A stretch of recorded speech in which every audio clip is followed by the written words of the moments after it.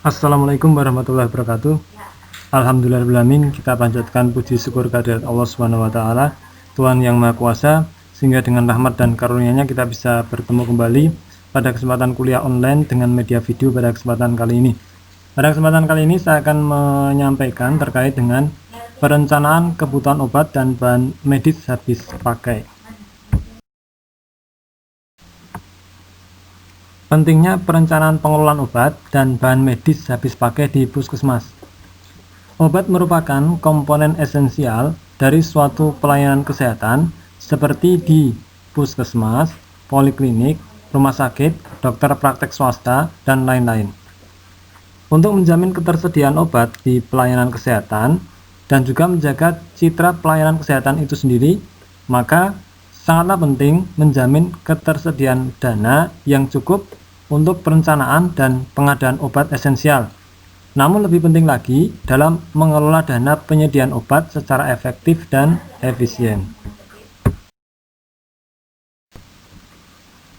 Perencanaan kebutuhan obat publik dan perbekalan kesehatan adalah salah satu fungsi yang menentukan dalam proses pengadaan obat publik dan perbekalan kesehatan.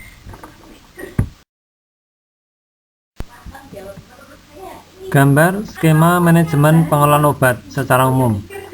Di dalam manajemen pengelolaan obat itu ada beberapa langkah yang bisa dilakukan. Yang pertama, pemilihan dan penyeleksian obat. Yang kedua, perencanaan. Kemudian yang ketiga, pengadaan obat. Yang keempat, penerimaan. Yang kelima, penyimpanan. Yang keenam, pendistribusian. Dan yang ketujuh, pencatatan dan pelaporan. Tujuan perencanaan pengelolaan obat dan bahan medis habis pakai di puskesmas yaitu untuk menetapkan jenis dan jumlah obat sesuai dengan pola penyakit dan kebutuhan pelayanan kesehatan dasar, termasuk program kesehatan yang telah ditetapkan.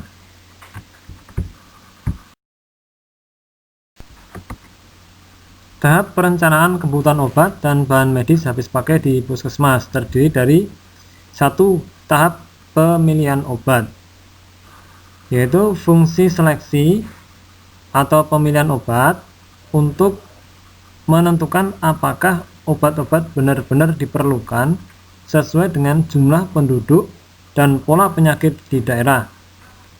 Untuk mendapatkan pengadaan obat yang baik, sebaiknya diawali dengan dasar-dasar seleksi kebutuhan obat. Tahap pemilihan obat meliputi 1. Obat dipilih berdasarkan seleksi ilmiah, medik, dan statistik yang memberikan efek terapi jauh lebih baik dibandingkan risiko efek samping yang akan ditimbulkan. 2.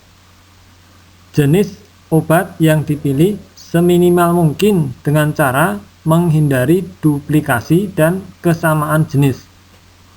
3. Jika obat baru harus ada bukti yang spesifik untuk efek terapi yang lebih baik.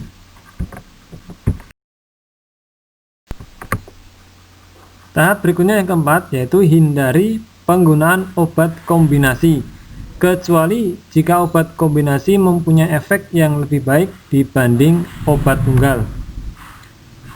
5. Apabila jenis obat banyak, maka kita memilih berdasarkan obat pilihan, drug of choice, dari penyakit yang berprevalensi tinggi.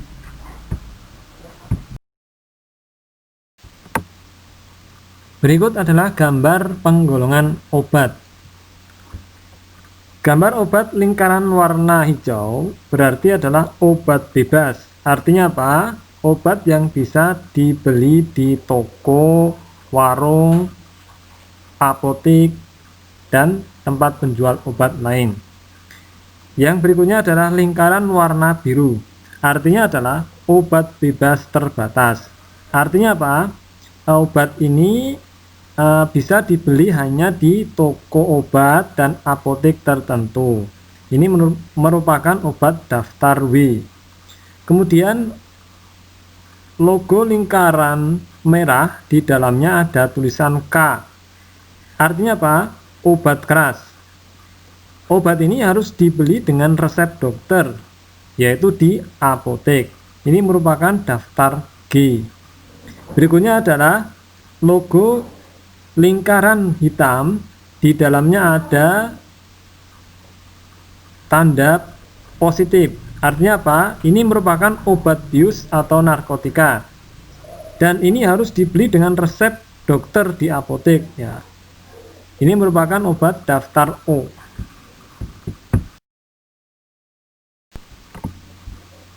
Tahap perencanaan kebutuhan obat dan bahan medis habis pakai di puskesmas yang kedua adalah tahap kompilasi pemakaian obat. Kompilasi pemakaian obat berfungsi untuk mengetahui pemakaian bulanan masing-masing jenis obat di unit pelayanan kesehatan atau puskesmas selama setahun dan sebagai data pembanding bagi stok optimum. Informasi yang didapat dari kompilasi pemakaian obat adalah A. Jumlah pemakaian tiap jenis obat pada masing-masing unit pelayanan kesehatan atau puskesmas. B. Persentase pemakaian tiap jenis obat terhadap total pemakaian setahun seluruh unit pelayanan kesehatan atau puskesmas. C. Pemakaian rata-rata untuk setiap jenis obat untuk tingkat kabupaten atau kota.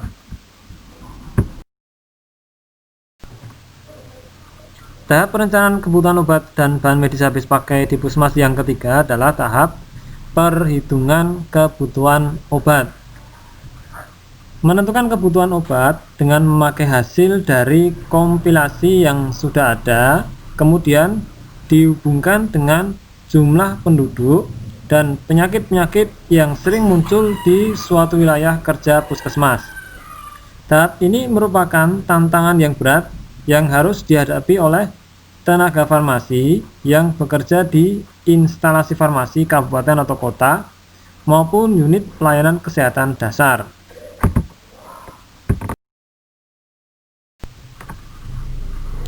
Dengan koordinasi dan proses perencanaan untuk pengadaan obat secara terpadu, serta melalui tahapan seperti di atas, maka diharapkan obat yang direncanakan dapat tepat jenis dan tepat jumlah, serta tepat waktu dan tersedia pada saat dibutuhkan.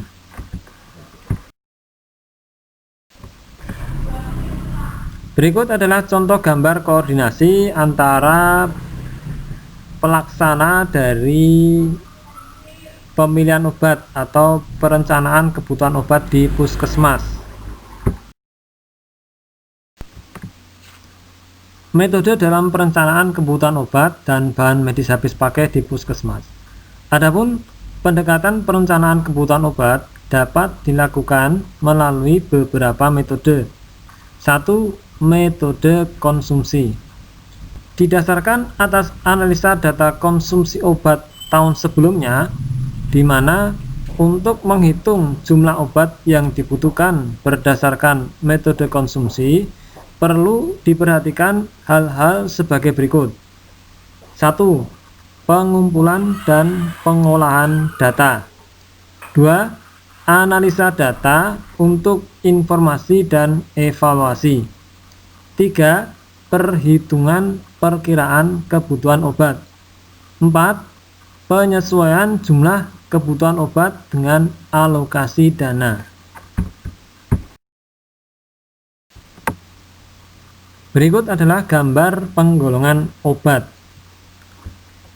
Gambar obat lingkaran warna hijau berarti adalah obat bebas. Artinya apa? Obat yang bisa dibeli di toko, warung, apotek, dan tempat penjual obat lain. Yang berikutnya adalah lingkaran warna biru.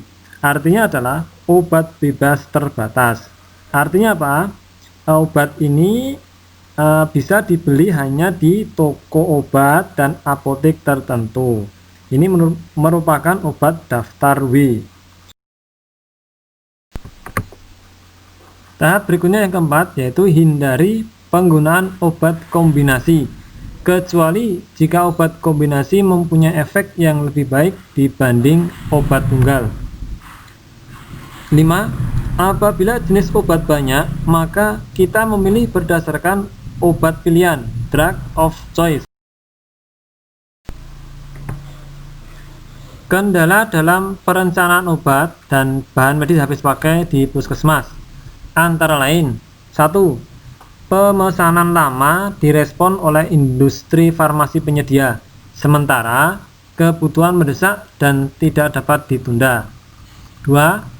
Waktu pengiriman yang terlalu lama, baik dari industri farmasi ke dinas kesehatan maupun dari dinas kesehatan ke puskesmas yang mengajukan permintaan obat. Itu adalah beberapa kendala yang sering terjadi dalam perencanaan obat dan bahan medis habis pakai. Soal evaluasi. Setelah mempelajari materi kuliah, jawablah soal evaluasi ini dengan tulis tangan, lalu upload ke e-kampus sesuai waktunya. Soal 1. Apa tujuan perencanaan kebutuhan obat publik? 2. Tuliskan 3 tahap perencanaan kebutuhan obat dalam materi ini. 3. Apa yang dimaksud metode morbiditas, dan tuliskan langkah-langkah dalam metode ini.